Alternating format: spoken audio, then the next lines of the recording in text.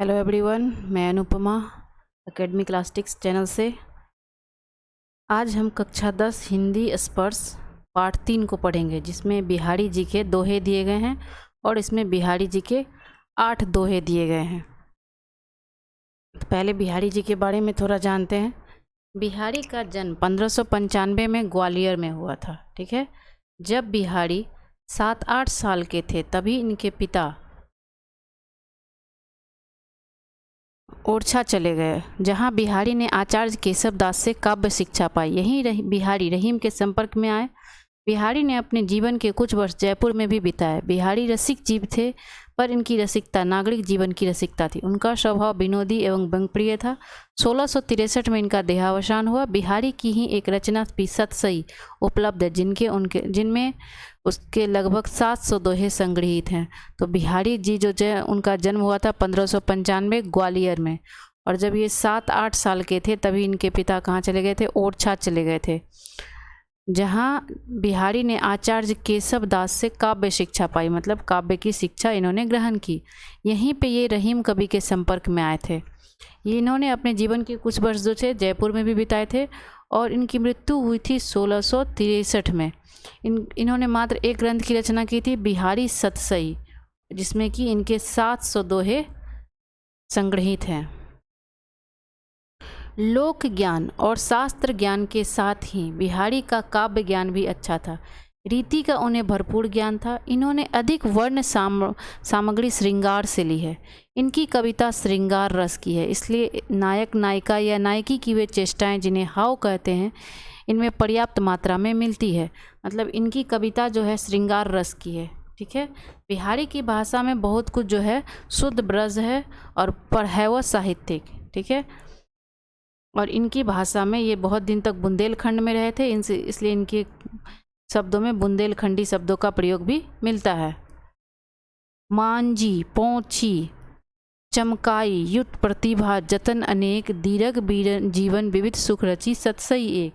बिहारी ने केवल एक ही ग्रंथ की रचना की है, बिहारी सतसई, और इसमें 700 दोहे हैं। दोहा जैसे छोटे से छंद में गहरी अर्थ व्यंजना के कारण कहा जाता है। बिहारी गागर में सागर भरने में निपुण थे, मतलब कम शब्दों में ही वो बहुत कुछ कह देते थे।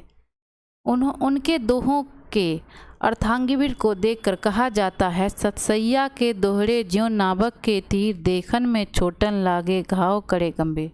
मतलब वो अपनी बात जो है बहुत कम शब्दों में दोहे के द्वारा कहते थे और बहुत ही मनमोहक तरीके से कहते थे। तो बिहारी की ब्रज भाषा जो है मानक ब्रज भाषा है। सतसई में मुख्यतः प्रेम और भक्ति के सारगर्भित दोहे हैं, यानी कि इनका जो दोहा है उसमें प्रेम है और भक्ति भी है। इनमें अनेक दोहे नीति संबंधी है। यहाँ सतसई के कुछ दोहे दिए जा रहे हैं। आपके पाठ में जो है बिहारी के लगभग 8 दोहे हैं, और ये इनका जो ग्रंथ था बिहारी सतसई, उनसे लिया गया है 8 दोहा। बिहारी मुख्य रूप से श्रृंगार परक दोहों के लिए जाने जाते हैं, किंतु उन्होंने लोक व्यवहार, नीति ज्ञान आदि विषयों पर भी लिखा है। संकलित दोहों में सभी प्रकार की छटाएं हैं। इन दोहों से आपको ज्ञात होगा कि बिहारी कम से कम शब्दों में अधिक से अधिक अर्थ भरने की कला में निपुण हैं। ये इनका 8 दोहा है। पहला है, सोहत ओढ़े पीतू पटु श्याम सलोने गात, मनो नीलमणि शैल पर आतपो परियो प्रभात, कहलाने एकत बसत अहि मयूर मृगबाग, जगतु तपोवन सौ कियों दीर्घ दाग निदाग। तो पहला दोहा देखते हैं। पहला दोहा है, सोहत ओढ़े पीतू पटु श्याम सलोने गात, मनो नीलमणि शैल पर आतपो परियो प्रभात। तो इसमें पूछा जाता है आपके एग्ज़ाम में कि बिहारी का कुछ दोहा दे दिया जाएगा और पूछा जाएगा कि इसकी सप्रसंग व्याख्या करें। तो जब सप्रसंग व्याख्या करना रहेगा तो सबसे पहले हम लोग इसका प्रसंग लिखेंगे, तब व्याख्या लिखेंगे। ओके। तो पहले प्रसंग लिखेंगे, और कुछ लाइनें जो हैं प्रसंग की सारे दोहों में सेम होगी। जैसे प्रस्तुत दोहा हमारी हिंदी पाठ्यपुस्तक स्पर्श 2 से लिया गया है। इसके कवि बिहारी हैं। यह दोहा उनकी रचना बिहारी सतसई से लिया गया है। यहाँ से लेकर यहाँ तक जो है वो सारे दोहों में प्रसंग एक समान होगा।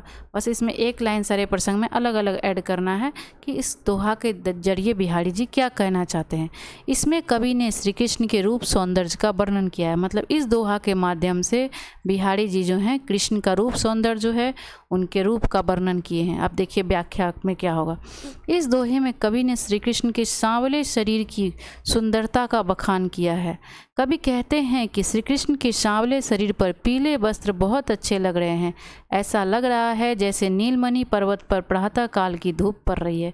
इस दोहा में जो है बिहारी श्री कृष्ण के सांवला शरीर जो है उसका वर्णन कर रहे हैं। यहाँ देखिए, सोहत ओढ़े पीतू पटु श्याम, मतलब उनके सांवले शरीर पे जो पीला वस्त्र है वो बहुत ही सलोनेगात, बहुत ही अच्छा लग रहा है, सुंदर लग रहा है। मनो नीलमणि शैल, मानो कि नीलमणि पहाड़ पर आतपो परियो प्रभात, कि नीलमणि पहाड़ पर सुबह की धूप पड़ रही है। ठीक है, नेक्स्ट देखते हैं। कहलाने एकत बसत अही मयूर मृग बाग, जगत्यु तपोवन सौकियों दीर्घ दाग निदाग। तो इसमें भी प्रसंग यहाँ से लेकर यहाँ तक सेम होगा। प्रस्तुत दोहा हमारी हिंदी पाठ्य पुस्तक स्पर्श 2 से लिया गया है। इसके कवि बिहारी हैं। यह दोहा उनकी रचना बिहारी सतसई से लिया गया है। अब इसमें कवि ने ग्रीष्म ऋतु का वर्णन किया। इस दोहा के जरिए बिहारी जी ने ग्रीष्म ऋतु मतलब गर्मी ऋतु का वर्णन किया है। अब देखिए इस दोहा का व्याख्या में क्या करना है। इस दोहे में कवि कहते हैं, भीषण गर्मी से बेहाल जानवर एक ही स्थान पर बैठे हैं। मोर और सांप एक साथ बैठे हैं, हिरन और शेर एक साथ बैठे हैं। कवि कहते हैं, गर्मी के कारण जंगल तपोवन की तरह हो गया है। जैसे तपोवन में सारे लोग आपसी द्वेष भुलाकर एक साथ रहते हैं, उसी तरह गर्मी से बेहाल ये जानवर भी आपसी द्वेष भुलाकर एक साथ बैठे हैं। कहलाने एकत बसत अही मयूर मृग बाग, जगत तू तपोवन सौकियो दीर्घ दाग निदाग। मतलब इतनी गर्मी है कि जंगल में बेहाल हैं सारे जानवर, और एक तपोवन सा हो गया है ये जंगल, जहाँ तपोवन में सारे लोग आपसी रंजिश, आपसी भेदभाव मिलाकर एक साथ बैठते, एक साथ पढ़ते हैं। उसी तरह यहाँ भी जंगल में भी तपोवन की तरह सारे जानवर एक साथ आपसी द्वेष भुलाकर बैठे हैं इस गर्मी के कारण। तीसरा है, बतरस लालच लाल की मुरली धड़ी लुकाई, सौंह करे भौं हनु हंसै दैन कहे नट जाई। तो इसका भी जो प्रसंग होगा यहाँ से लेकर यहाँ तक सेम होगा। जैसे कि प्रस्तुत दोहा हमारी हिंदी पाठ्य पुस्तक स्पर्श 2 से लिया गया है। इसके कवि बिहारी हैं। यह दोहा उनकी रचना बिहारी सतसई से ली गई है। ये सारे दोहों में यहाँ तक प्रसंग सेम होगा। अब ये लाइन इसमें इस दोहा में क्या कहना है। इसमें कवि कहते हैं कि गोपियों ने श्री कृष्ण से बात करने के लिए उनकी मुरली यानी बांसुरी चुरा ली है। व्याख्या देखते हैं। इसमें कवि गोपियों द्वारा श्री कृष्ण की बांसुरी चुराए जाने का वर्णन करते हैं। कवि कहते हैं कि गोपियों ने श्री कृष्ण की बांसुरी चुरा ली है ताकि वे उनसे बात करें। गोपियाँ कसम भी खाती हैं कि उन्होंने बांसुरी नहीं चुराई, लेकिन बाद में वो हंस देती हैं और कहने लगती हैं कि वो बांसुरी नहीं देंगी, बांसुरी देने से मना कर देती हैं। कहत नटत रीझत खीजत मिलत खीलत लजियात, भड़े भौन में करत हैं नैन अनुही सब बात। मतलब ये तो श्रृंगार रस के कवि ही थे और इसमें नायक नायिका का वर्णन मिलता है इनके दोहों में। तो ये जो दोहा है एकदम नायक नायिका के बारे में ही दिया हुआ है। कहत नटत रीझत खीजत मिलत खिलत लजियात, भड़े भौन में करत हैं नैन अनुही सब बात।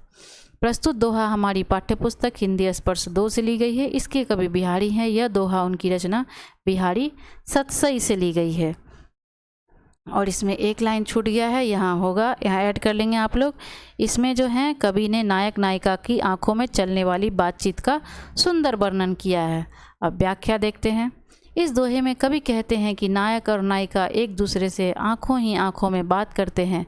नायक की बातों का उत्तर कभी नायिका इनकार से देती है, कभी उसकी बातों पर मोहित हो जाती है, कभी गुस्सा दिखाती है, और जब उनकी आंखें फिर से मिलती हैं तो दोनों खुश हो जाते हैं और कभी कभी शर्मा भी जाते हैं। कभी कहते हैं कि इस तरह वे भीड़ में भी एक दूसरे से बात करते हैं और किसी को पता भी नहीं चलता।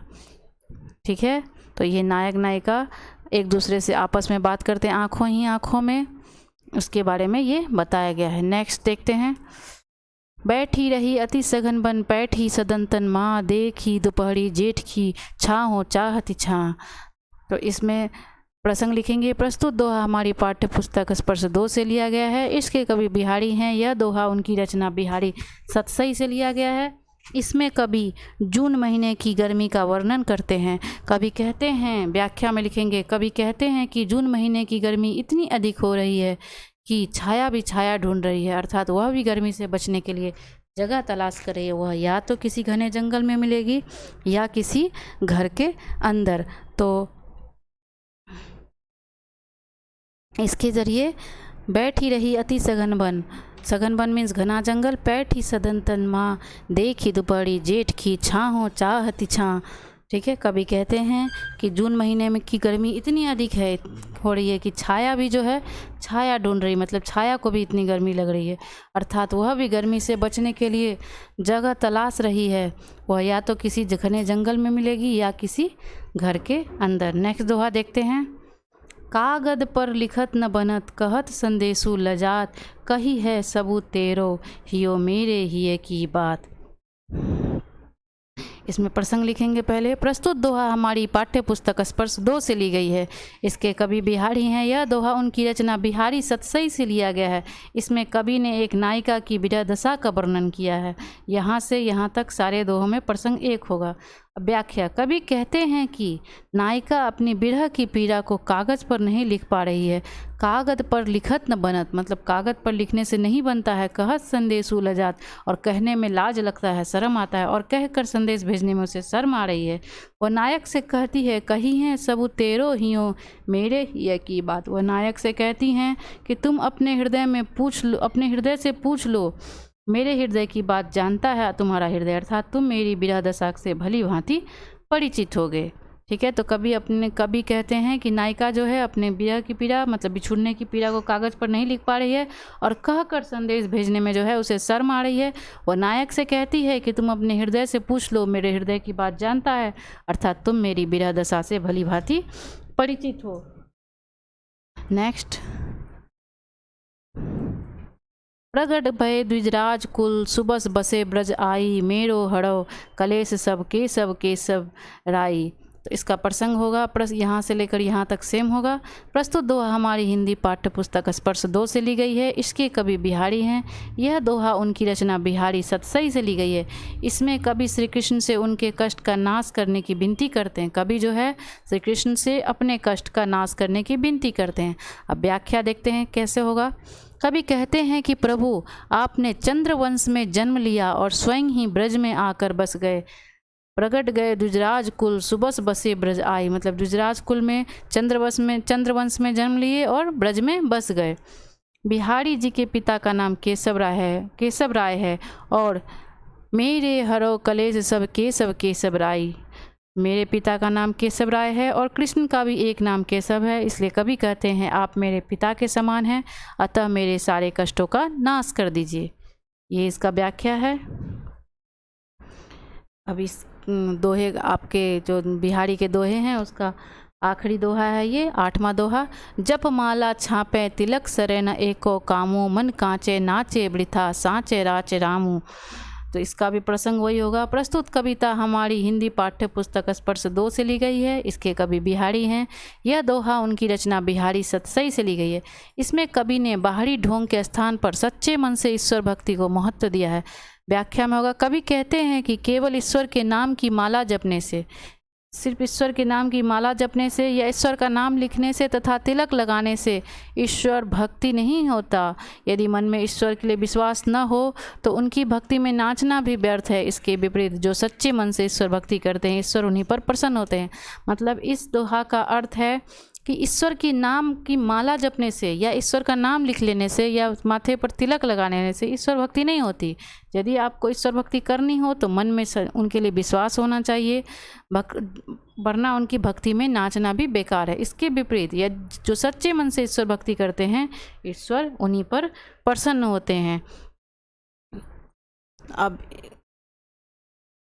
इस तरह आप देखेंगे कि बिहारी जो हैं अब कितने कम शब्दों में इन दोहों को दर्शाते हैं और इतनी बड़ी बड़ी बातें कितने कम शब्दों में करते हैं।